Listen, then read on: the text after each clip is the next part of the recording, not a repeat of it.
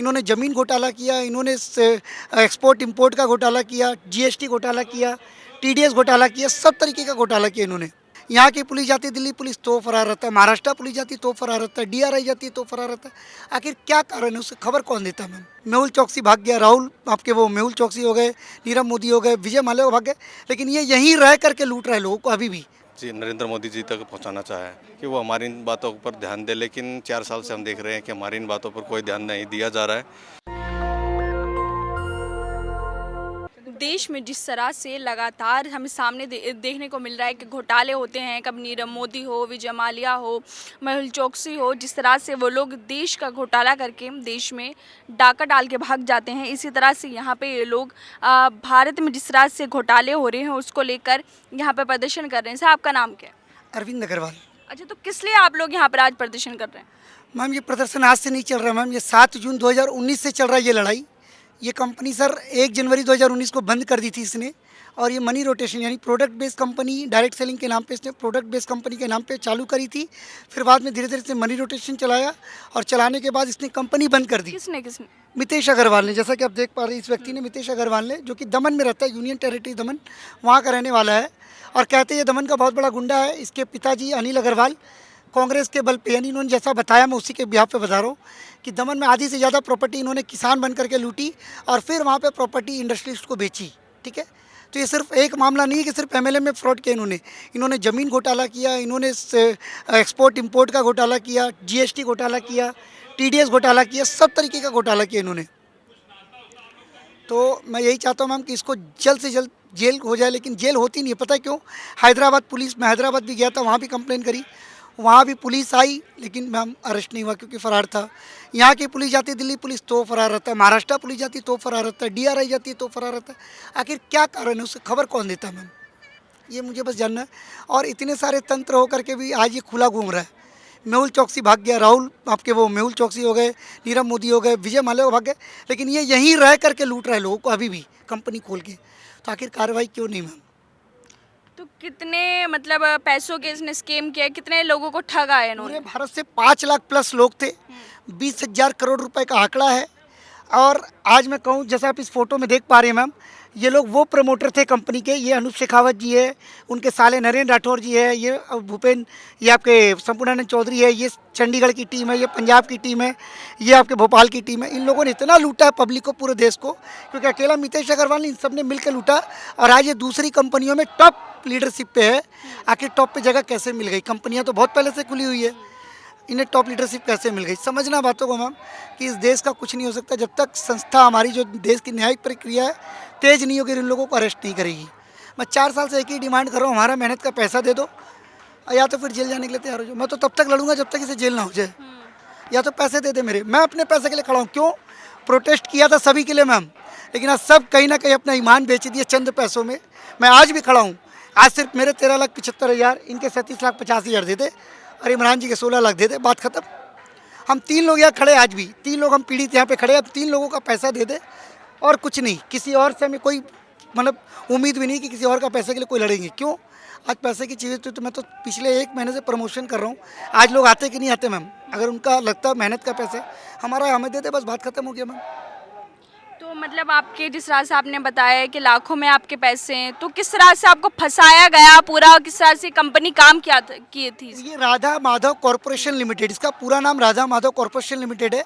इन्होंने direct selling यानी network marketing, जैसे एमवे है, ऑरिफ्लेम है, वैसे इनकी कंपनी थी। प्रोडक्ट के नाम पे इन्होंने झांसा दिया कि 2,02,500 रुपये के प्रोडक्ट लीजिए, आपको कंपनी 24,500 रुपये करके 24 महीने देगी। हमने पूछा भी सर ये कैसे पॉसिबल है, तो उन्होंने अपनी इतनी बड़ी प्रॉपर्टी, अपनी प्रोफाइल का हवाला दे करके कन्विंस कर लिया।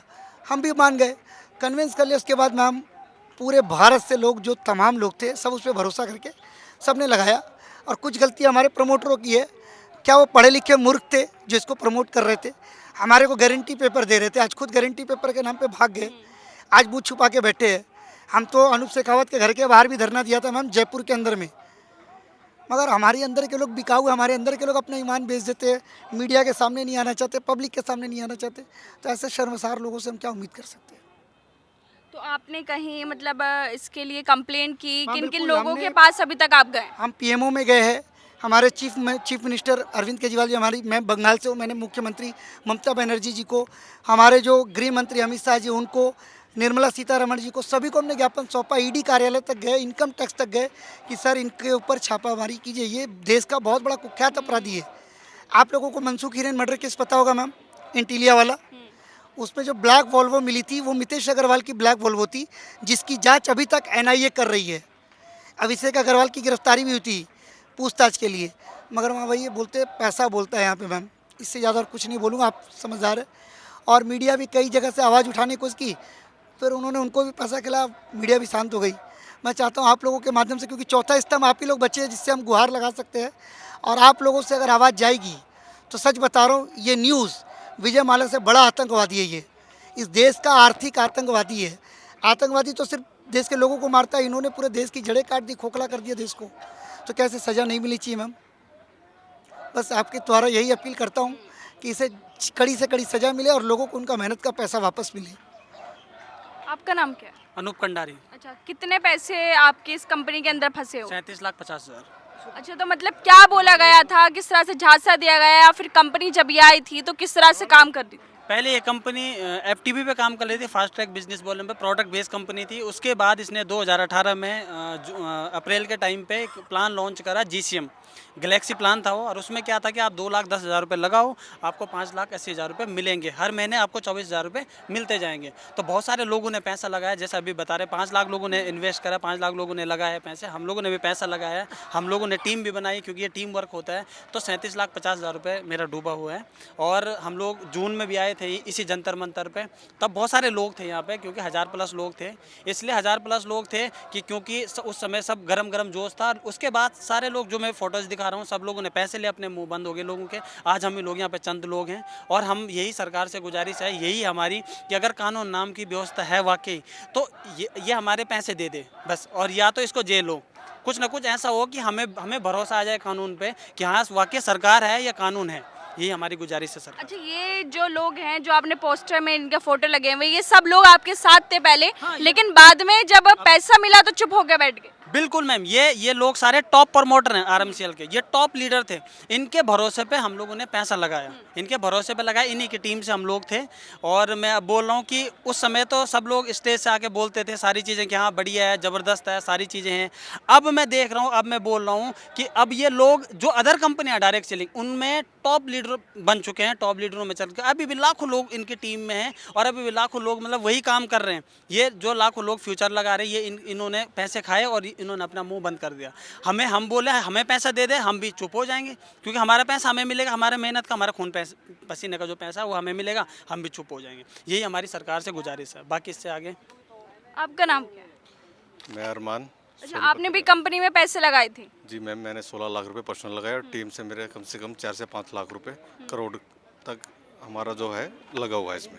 अच्छा, तो कब लगाए थे, और मतलब कितने साल हो गए हैं आपको ये बोलते बोलते कि आपके पैसे वापस मिल जाएं, और किन लोगों से आपने अपील की? ये सन 2016 में लगाए थे, और कंपनी 2019 में बंद हो गई थी। तो हमने पहले वहाँ पर ऑफिस में पहुँच के, दोमनद्वीप में जाके हमने वहाँ पर काफ़ी कोशिशें की, काफ़ी जो प्रमोटर थे उनसे भी हमने इस बारे में काफ़ी बातचीत की, लेकिन हमारा कोई सोल्यूशन नहीं निकला। तब हमने इस एक संगठन का शुरुआत करके और जंतर मंतर पर अपनी आवाज़ को माननीय मोदी जी नरेंद्र मोदी जी तक पहुंचाना चाहा है कि वो हमारी इन बातों पर ध्यान दे। लेकिन 4 साल से हम देख रहे हैं कि हमारी इन बातों पर कोई ध्यान नहीं दिया जा रहा है। मीडिया भी कहीं ना कहीं हमारे उस वक्त भी आई थी, 2 साल का कोरोना गैप था, इसलिए हमने को यहाँ की परमिशन नहीं मिली। तो मीडिया भी इस बात को कहीं ना कहीं दबा देती है, जहाँ तक हमने देखा गया। लेकिन हमें भरोसा कभी ना कभी हमारी इन बातों को कहीं ना कहीं तक आगे तक पहुँचाया जाएगा। अच्छा, तो जैसे बताया गया कि कम से कम 5 लाख लोगों ने इन्वेस्ट किया, तो पूरा जो घोटाला है वो कितने पैसों का घोटाला हुआ? वो तो सर ही बता सकते हैं, क्योंकि मैं इसमें रोल मेरा नहीं रहा है। मैं पहले एमबीए करता रहा हूँ और वेस्टीज किया हूँ। मैं डायरेक्ट सेलिंग के ऊपर कुछ बातें बोल सकता हूँ।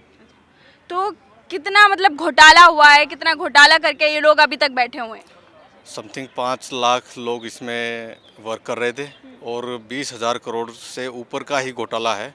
लेकिन वहाँ पर कुछ छुपाया भी गया है। उसने एक्सपोर्ट इंपोर्ट में भी काफ़ी घोटाला किया है, सरकार को भी चूना लगाया इसने। ऐसी बात नहीं है, क्योंकि सुर्खियों में अगर देखा जाए न्यूज़ मीडिया के माध्यम से, तो काफ़ी ऐसी प्रतियाँ मिली है हमें भी और लोगों को भी, जिसमें आराम से ये पता लग जाता था कि उसने कहाँ कहाँ पर क्या क्या किया। एक्सपोर्ट में भी किया है, उसके भाई ने भी किया, उसके जो फादर हैं उन्होंने भी किया है, और उन्होंने जैसे ज़मीन वगैरह होती है, किसान बनकर भी वहाँ पर काफ़ी चीज़ें हड़पी हुई हैं, और सारी चीज़ें सरकार को पता है, लेकिन फिर भी सरकार आँख बंद करके बैठी हुई, सिर्फ पता नहीं क्या कर रही है।